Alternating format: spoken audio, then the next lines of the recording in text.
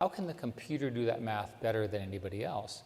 To some degree, it's because math has a simpler language than human language.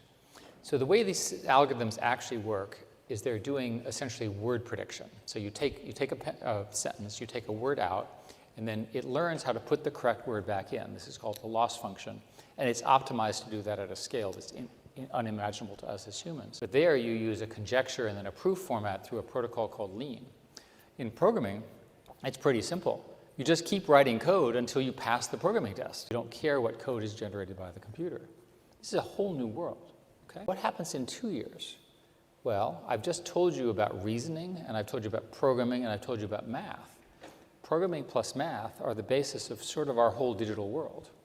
So the evidence and the claims from the research groups in OpenAI and Anthropic and so forth is that they're now somewhere around 10 or 20% of the code that they're developing in their research programs is being generated by the computer. So what happens when this thing starts to scale?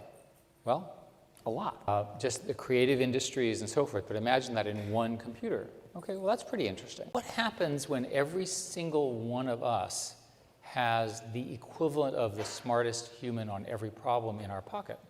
So it means you have the best architect when you have an architecture problem. Another thing that's going on is the development of agentic solutions. And agents are referred to systems that have input and output in memory, and they learn.